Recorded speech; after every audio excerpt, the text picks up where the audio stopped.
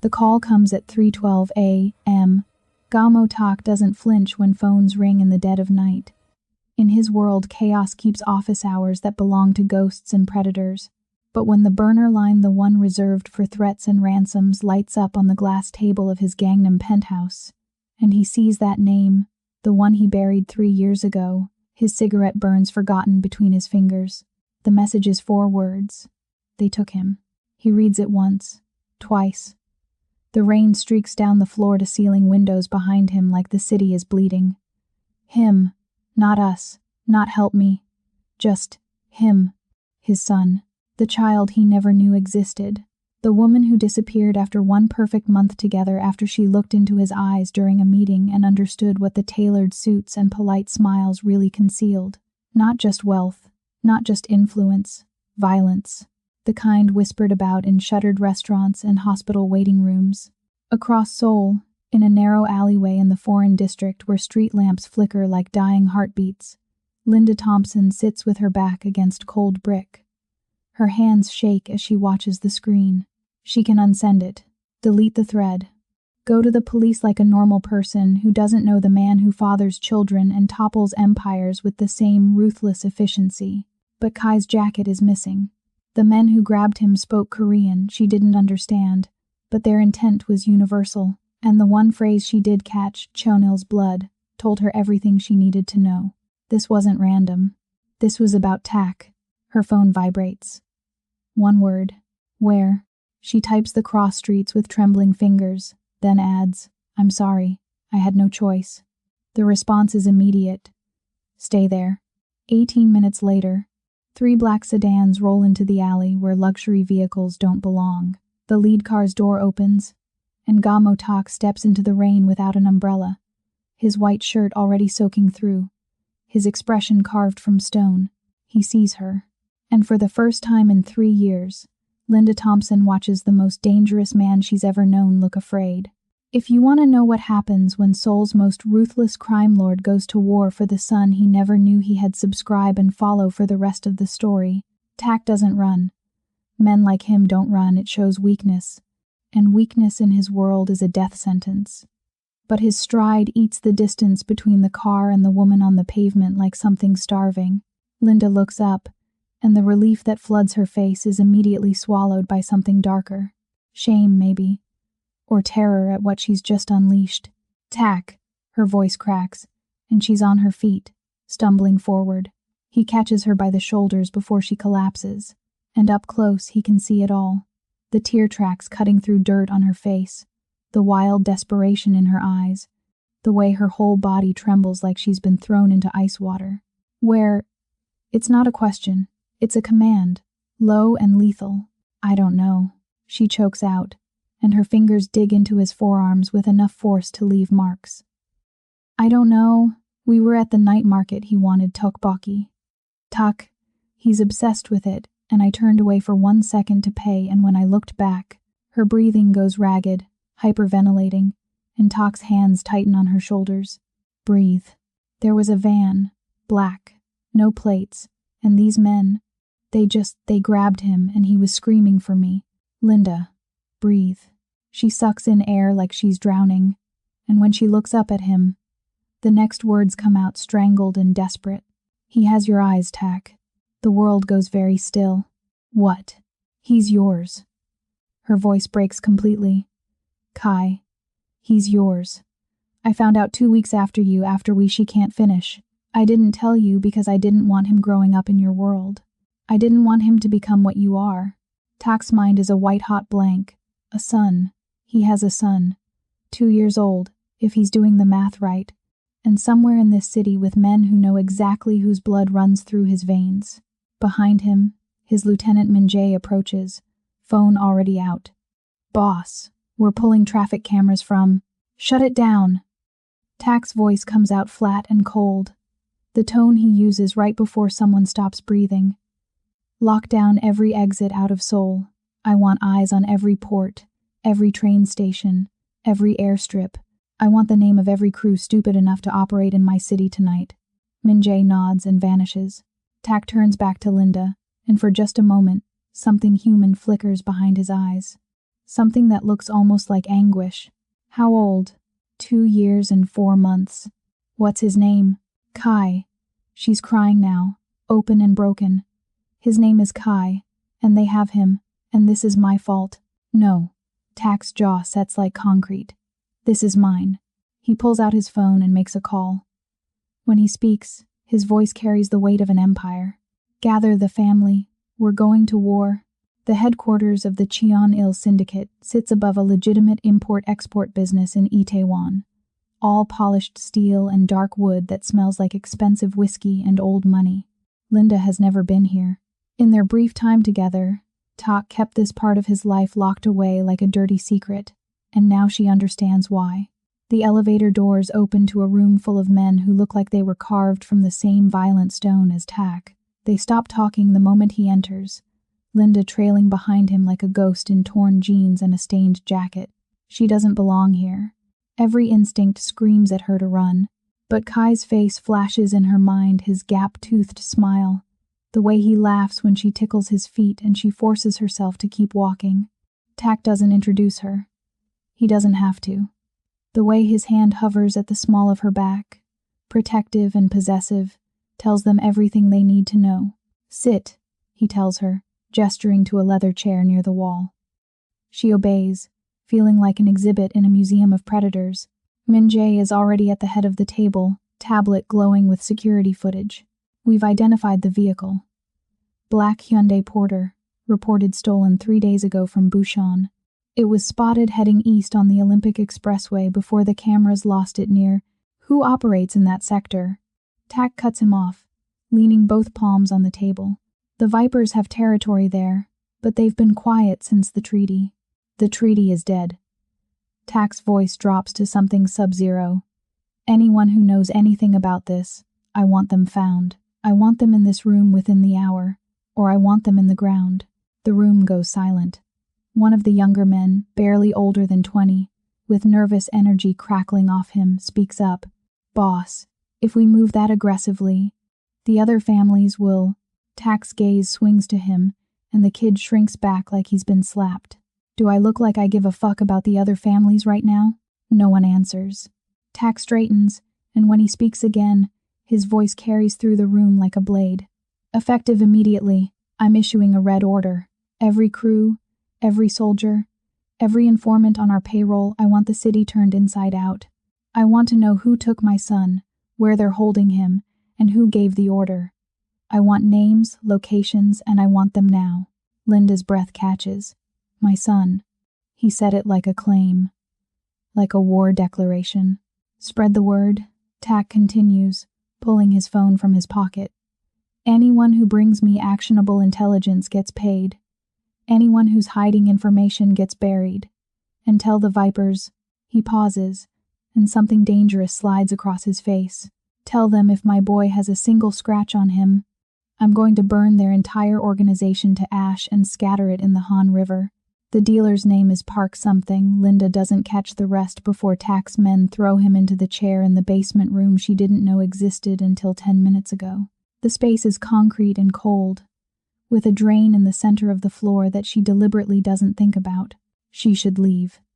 Tak told her to wait upstairs, but she can't. Every second that ticks by is another second Kai is out there, scared and alone, and if this man knows something, anything, she needs to hear it.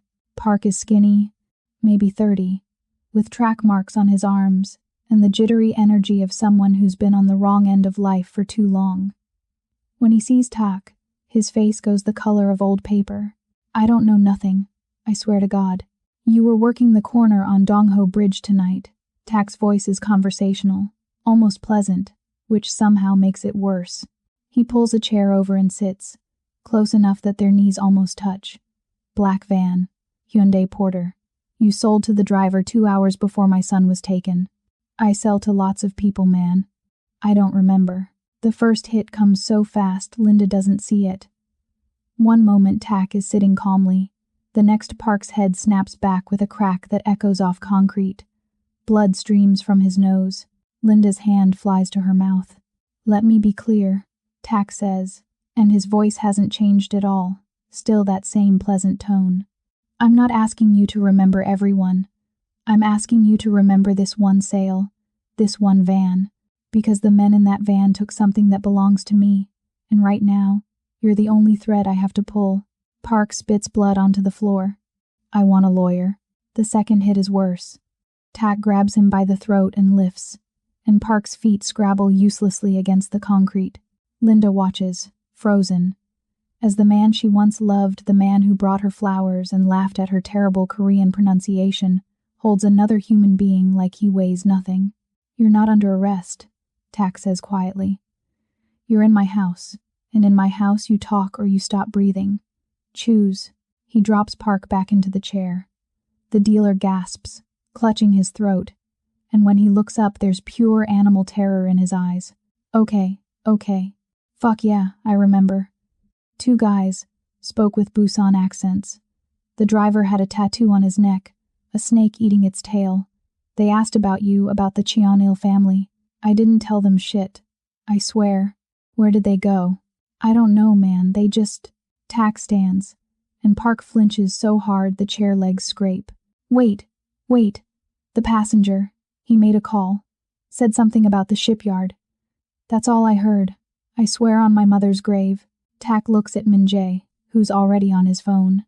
Then he looks at Linda, and she sees it in his eyes. This is who I am. She nods once. I know. Do it anyway. The call comes through on a burner number 40 minutes after Park gives up the shipyard lead.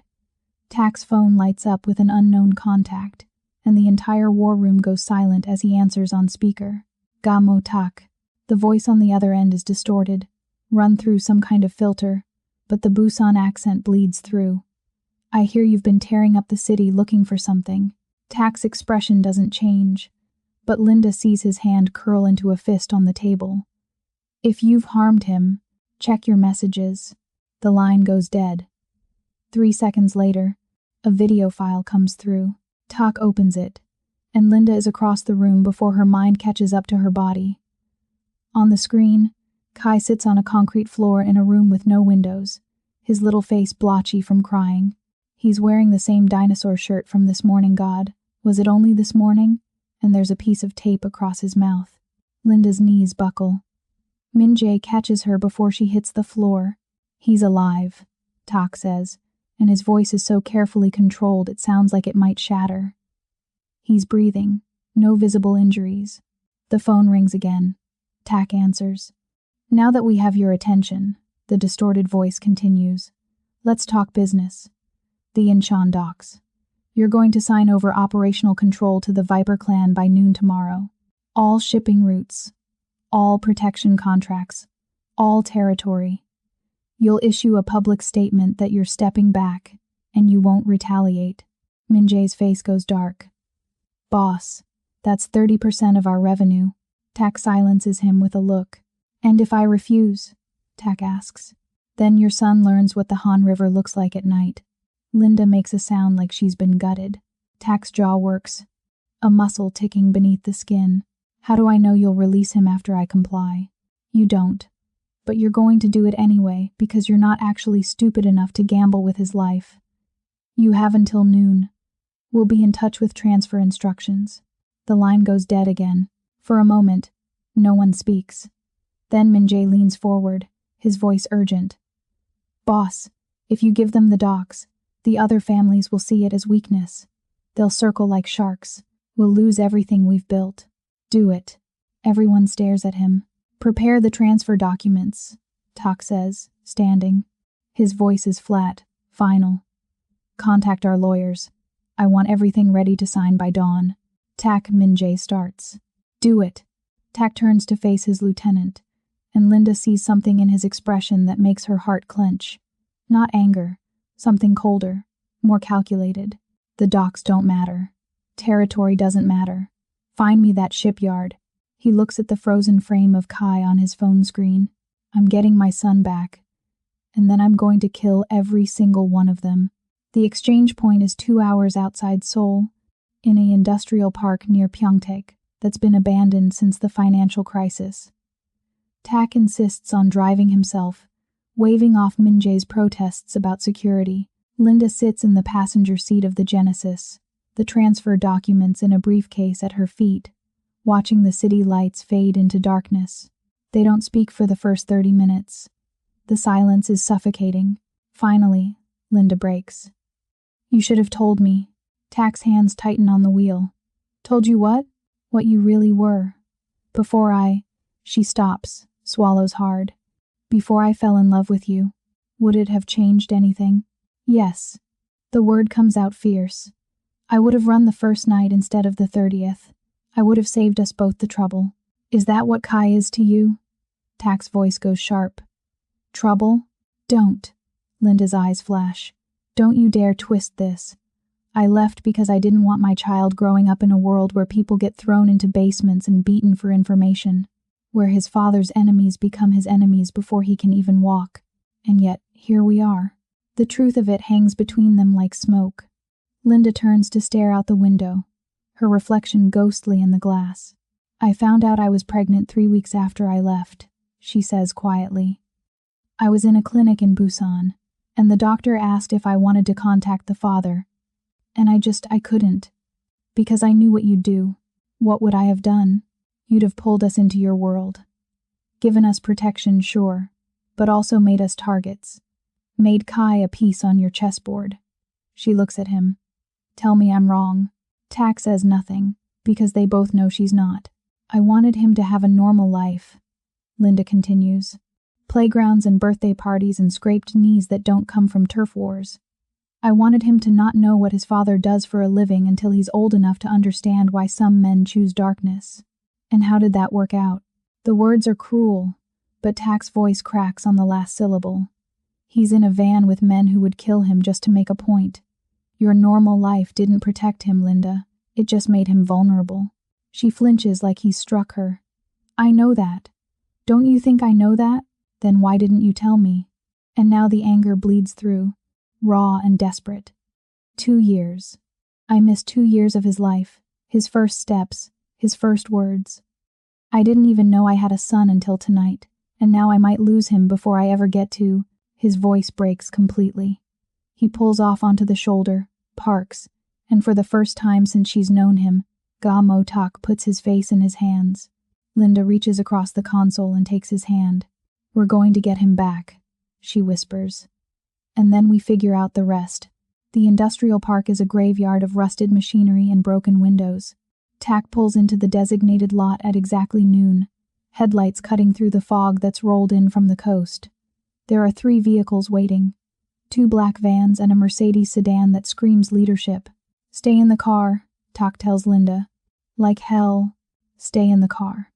His tone leaves no room for argument. If this goes wrong, you drive. Don't stop. Don't look back. Min Jae's team is 5 minutes out. He takes the briefcase and steps out into the cold.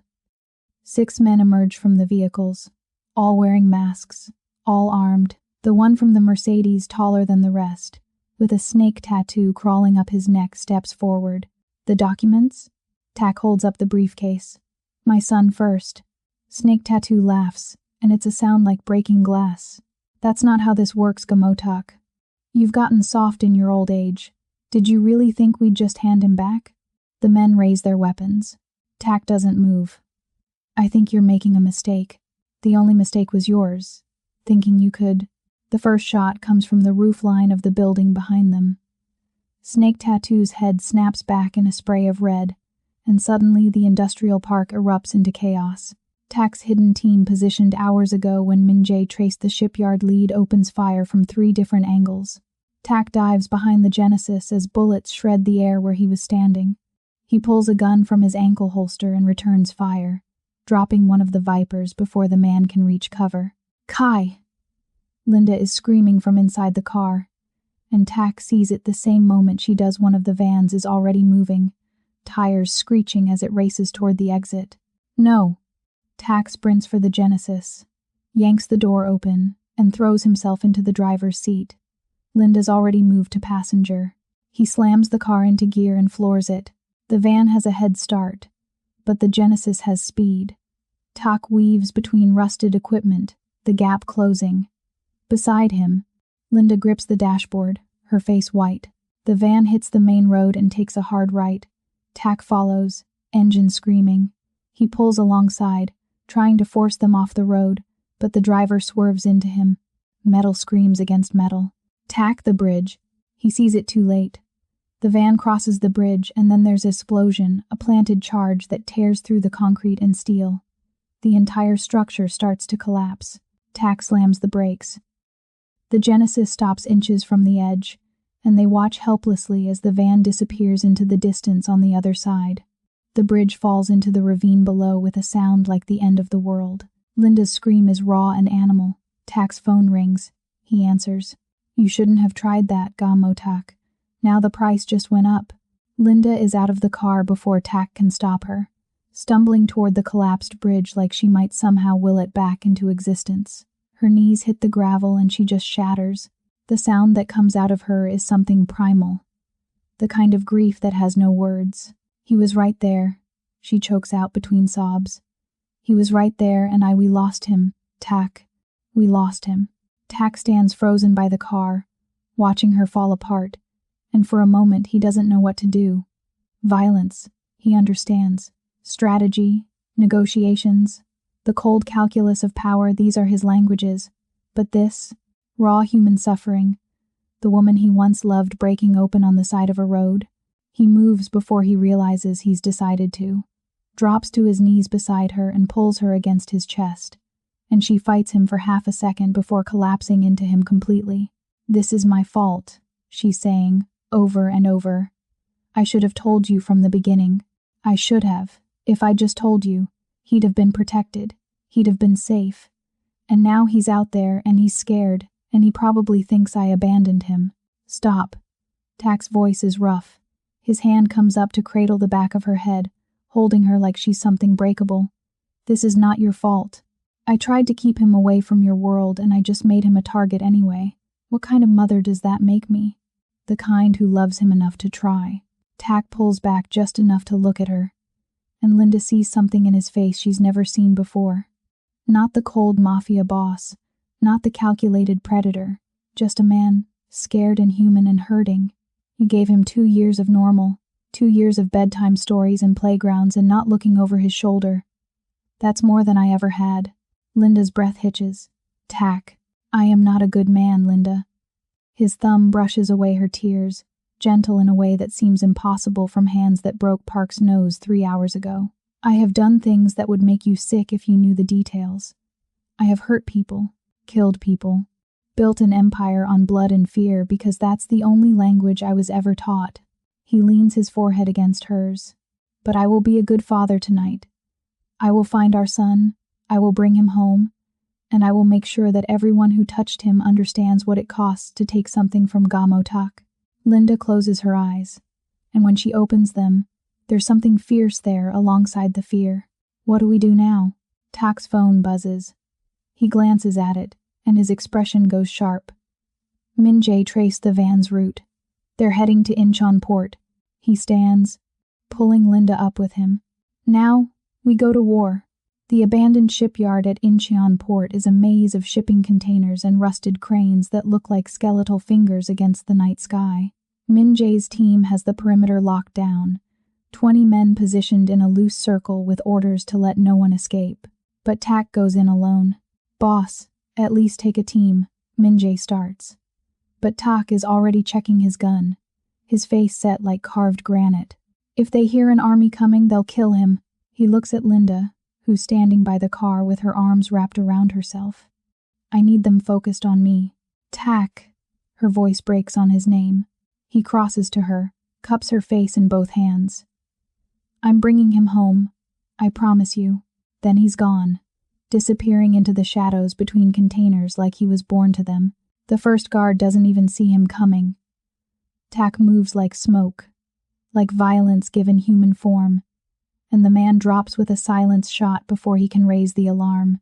The second guard turns at the sound of the body hitting concrete, but Tak is already there, knife finding the gap between ribs with surgical precision. He moves deeper into the shipyard, following the sound of voices. 3 men playing cards in the shell of an old foreman's office.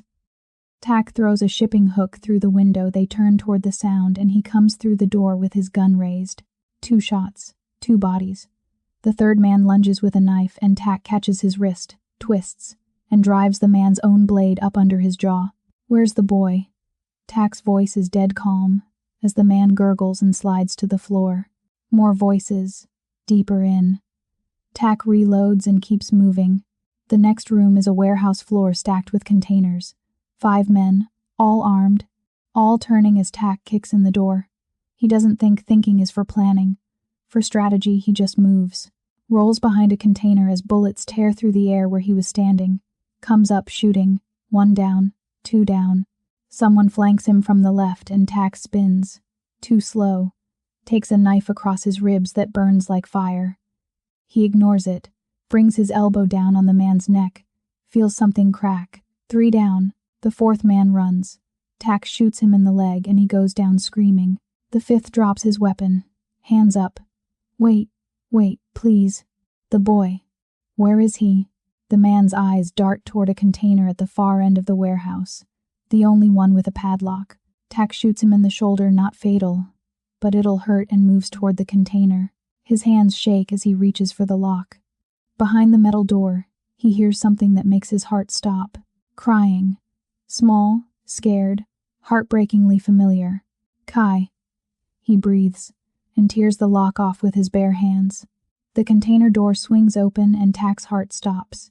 Kai is there, huddled in the corner on a filthy blanket, his face streaked with tears and dirt. But he's not alone. A man stands behind him, older, 50s maybe, with the snake tattoo that marks him as Viper leadership, and there's a gun pressed against the back of Kai's small head. Ga Mo Tak. The man's voice is almost pleasant. I was wondering when you'd arrive. Quite the mess you made getting here.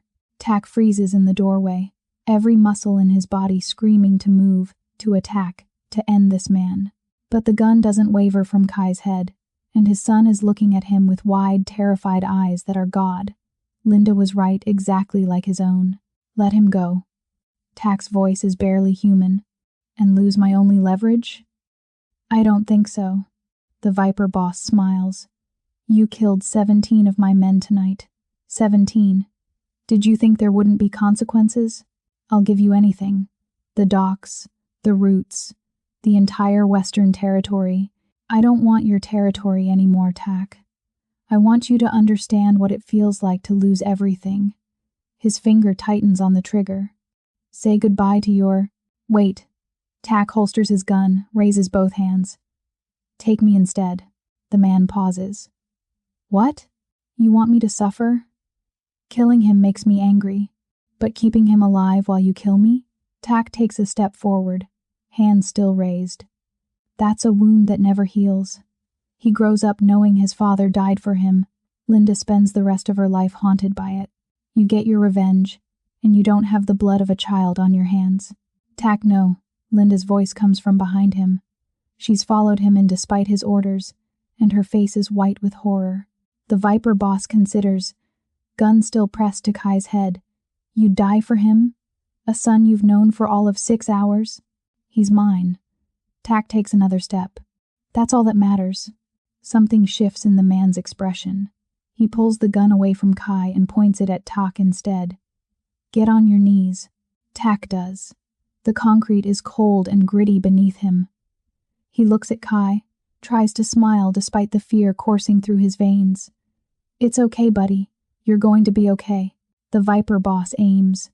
Tak closes his eyes. The shot rings out. But it's not the Viper's gun. Linda stands behind a shipping container 15 feet away, the fallen guard's weapon shaking in her hands, and there's a perfect red hole in the Viper boss's chest. He looks down at it, surprised, then collapses. Kai screams. Tak is moving before the body hits the ground, sweeping his son into his arms and turning away from the blood. I've got you. I've got you. You're safe now. Kai buries his face in Tak's neck and sobs. The ambulance arrives 12 minutes later, called by Minjae, the moment Tak emerged from the shipyard with Kai in his arms and Linda stumbling behind him, still holding the gun like she doesn't know how to let it go. The paramedics try to take Kai from him to check for injuries, but the boy has his small fists locked in Tak's blood-soaked shirt and won't let go.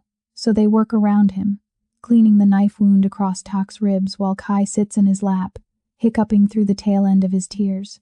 "Mama," Kai whimpers, reaching for Linda. She climbs into the ambulance and wraps around both of them, and for a moment they just sit there, a broken, bloodied mess of a family that shouldn't work but somehow does. "You need stitches," the paramedic says, gesturing to Tak's side. Later, Tak's arm tightens around Kai, who's already falling asleep against his chest, exhausted from fear and crying. The adrenaline is starting to fade, leaving behind the sharp ache of his wound and something else, something that feels dangerously close to hope. Linda's hand finds his, threading their fingers together.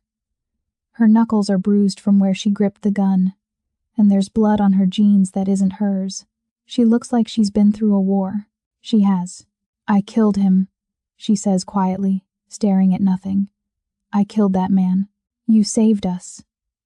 Tak turns to look at her, and his eyes are soft in a way she's never seen.